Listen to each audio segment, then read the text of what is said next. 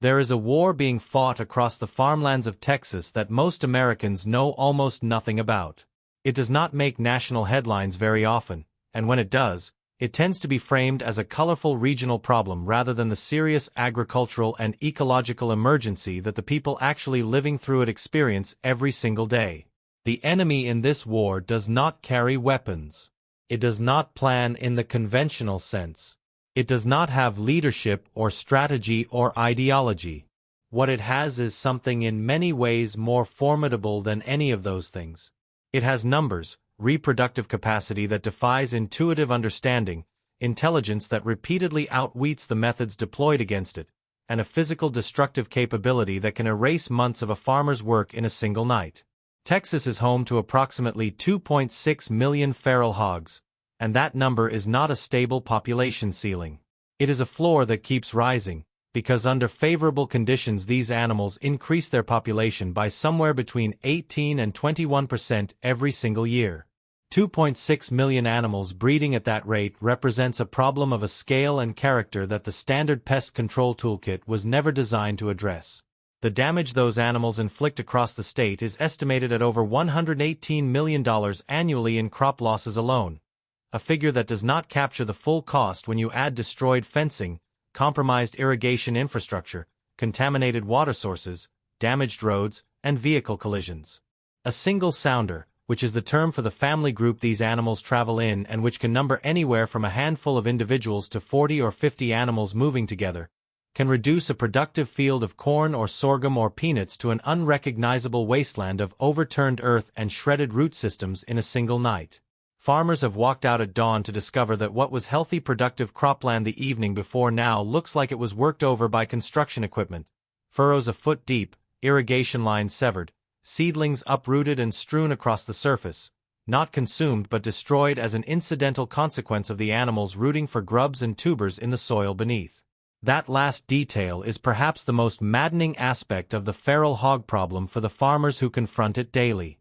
The vast majority of the agricultural damage these animals cause, somewhere between 90 and 95% by most estimates, is not the result of them eating crops.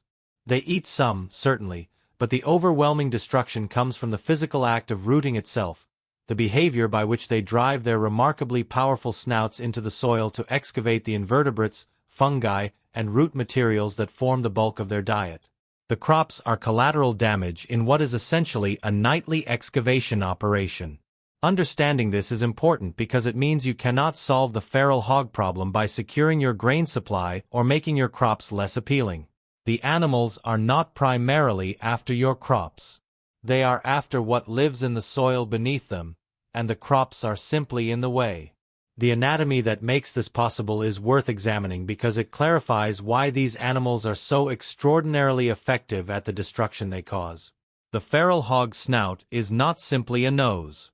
It is a purpose-built excavation instrument, reinforced with cartilage and supported by a small bone called the prenasal bone that domestic pigs have largely lost through generations of selective breeding but that wild and feral animals retain in full.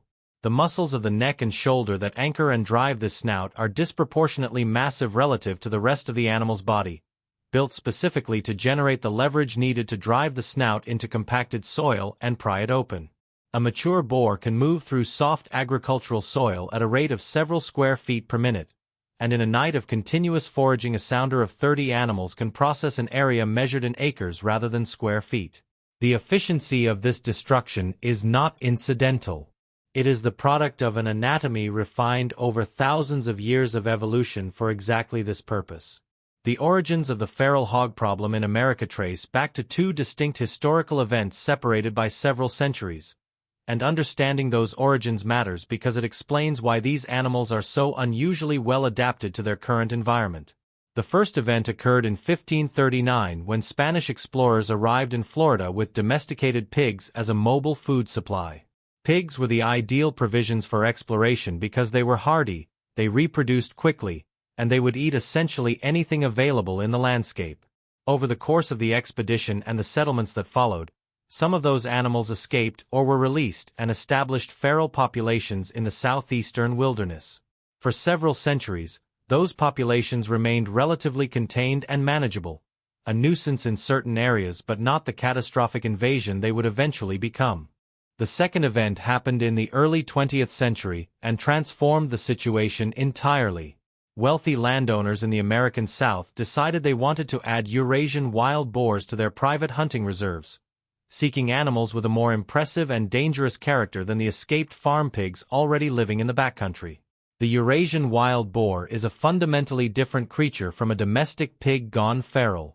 It is larger, more aggressive, armored with thick hide, equipped with impressive tusks, and built through thousands of years of evolution in environments with real predators for survival in ways that domestic animals are not. Hunting reserves seemed like adequate containment, but these animals are extraordinarily capable at finding and exploiting weaknesses in any barrier placed against them, and they escaped, and they found the descendants of those original Spanish pigs, and they bred with them. The hybrid that resulted from that crossbreeding combined the Eurasian boar's size and aggression and survival instincts with the domestic pig's remarkable fertility and adaptability, and the result was an animal that seemed almost designed to conquer a new landscape. Bigger than either parent population, more reproductively prolific than the European boar, more aggressive and resilient than the domestic pig, with no predator in North America large enough or numerous enough to exert meaningful population control. The reproductive capacity of the feral sow, the female of the species, is the central fact that makes this problem so uniquely difficult to address through conventional means. A female feral hog can begin reproducing at as young as 6 to 8 months of age, when she is barely out of her own juvenile stage. Her gestation period is approximately 4 months.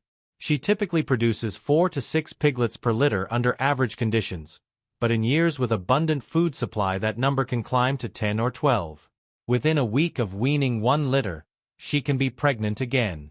Under favorable conditions, a single breeding female can produce more than 20 offspring in a single calendar year, and those offspring begin reproducing themselves within months of birth.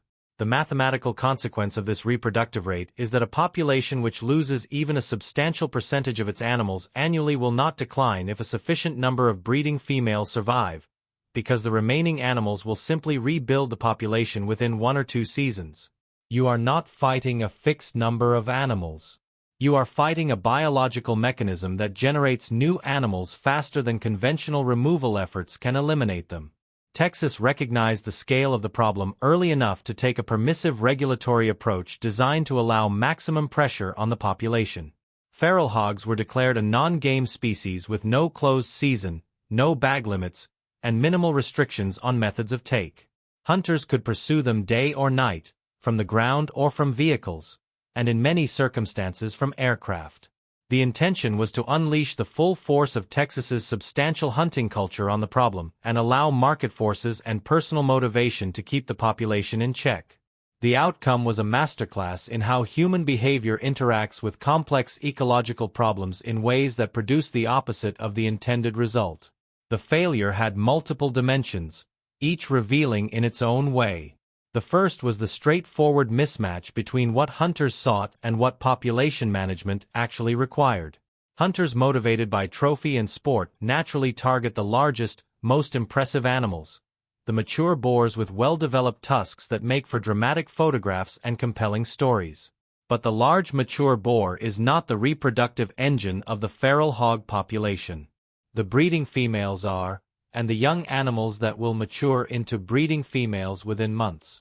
Removing trophy animals while leaving the sounder of breeding sows intact barely registers as a population management intervention. It removes animals from the field without disrupting the reproductive capacity of the group in any meaningful way. The second dimension of failure emerged from the incentive structures created by bounty programs. When governments and landowner organizations began offering cash payments for dead hogs, they inadvertently created a financial incentive for keeping live hogs available. Investigators in multiple regions documented cases of people secretly maintaining captive feral hogs to ensure a steady supply of carcasses for bounty collection. Others were supplementally feeding wild populations, attracting animals to their property and keeping local numbers high so the bounty income continued.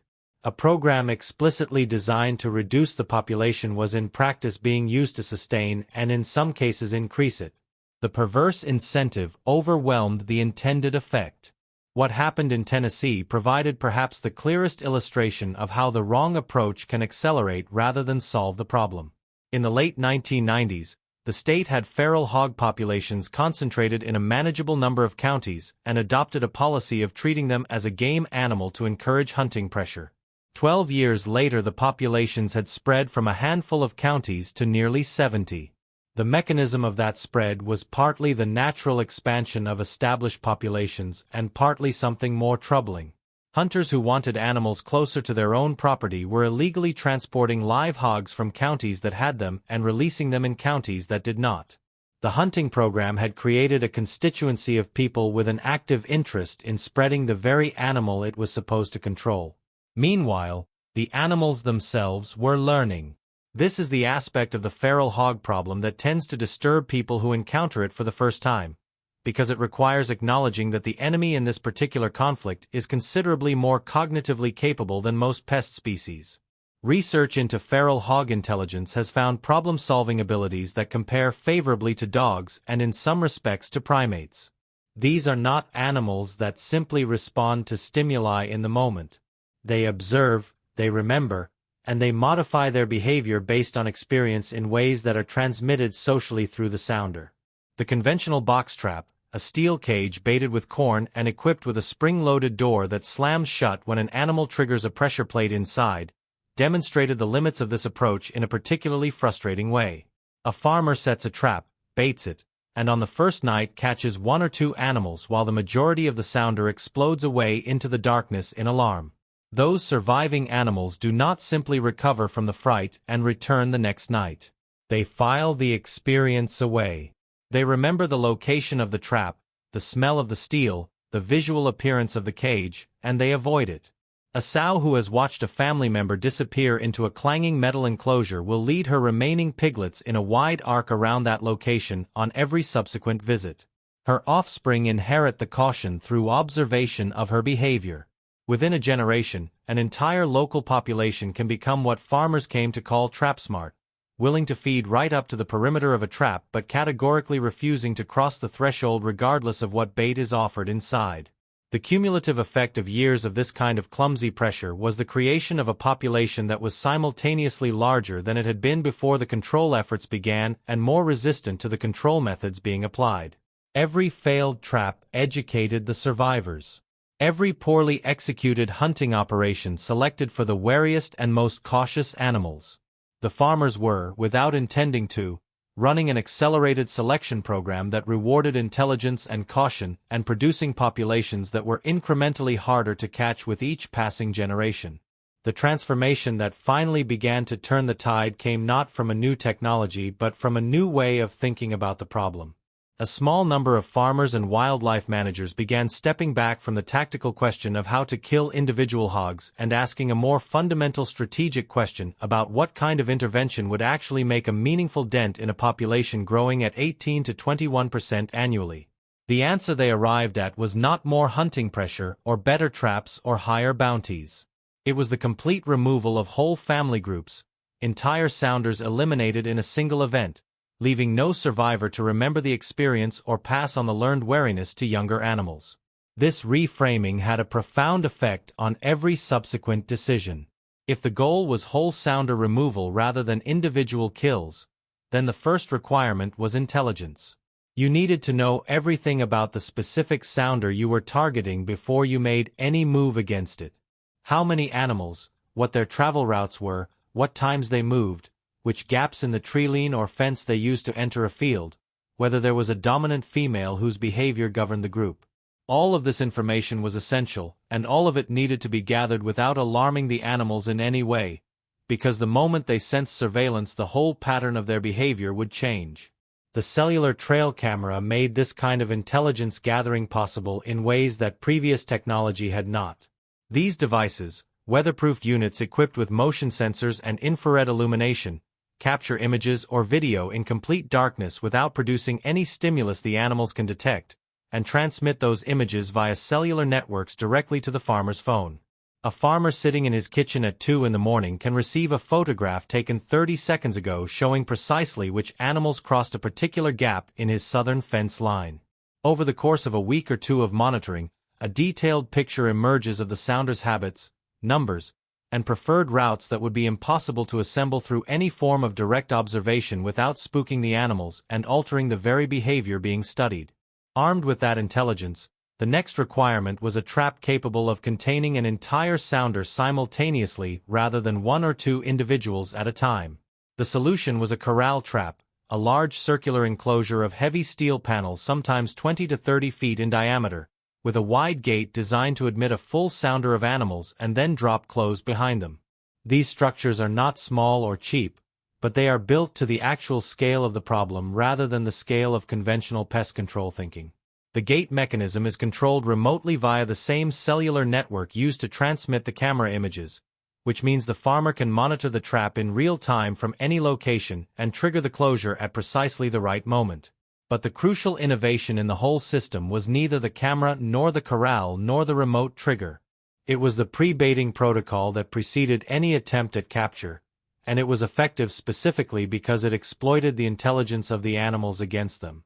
Once the corral was assembled and the camera was in position, the farmer did something that required almost inhuman patience. He opened the gate and left it open. He scattered corn leading up to the entrance and inside the enclosure in generous quantities. And then he did nothing except watch the camera feed and resist every instinct telling him to act.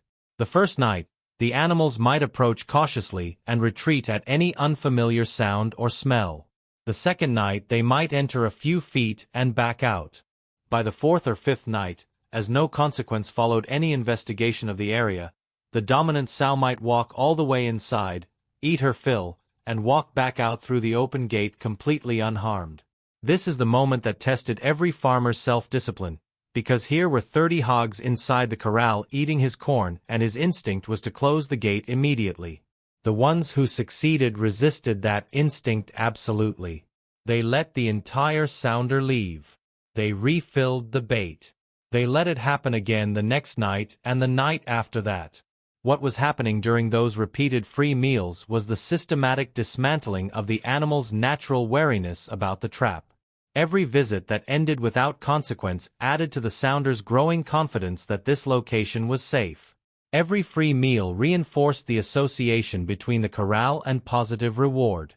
The very intelligence that made these animals trap smart when exposed to conventional box traps was now working against them, because their learning mechanism had been fed systematically false information about the safety of this specific location over a period of days or weeks. When the farmer finally judged that the entire sounder was reliably inside the enclosure on a given visit, the removal was achieved with a single tap on a smartphone screen. The remote trigger activated, the gate dropped closed, and the complete family group was contained. The operation from the animal's perspective was incomprehensible. There had been no human scent, no sudden movement, no auditory alarm. The danger had arrived electronically from miles away, through a mechanism that had no sensory signature they could detect or learn to avoid. An entire breeding lineage was removed from the landscape in one event, and because no animal escaped to carry the memory of what had happened back to other sounders, the learned wariness that made conventional trapping increasingly ineffective over time was not transmitted to the surrounding population. The effectiveness of this approach compared to conventional methods is not marginal. Operations using well-executed corral trapping with extended pre-baiting and remote trigger systems report removal rates of 85 to 90% of targeted sounders, compared to the single-digit or low double-digit percentages that conventional hunting and box trapping typically achieve. At that removal rate, applied systematically across a landscape, the population dynamics of feral hogs can actually be pushed in the direction of decline rather than growth, which is the first requirement for any meaningful management outcome. The final layer of sophistication in the most successful programs is the network effect, the recognition that feral hogs do not respect property boundaries and that a perfectly executed removal operation on one farm means very little if the neighboring properties remain sources of new animals that will recolonize the cleared ground within a season. Farmers in the most successful regional programs have built coordination networks, text chains and radio communications, and shared mapping systems that allow them to track sounder movements across multiple properties simultaneously, warn each other when animals are spotted moving in particular directions, and coordinate trapping operations so that no single property functions as a safe haven where the population rebuilds while other properties are being cleared.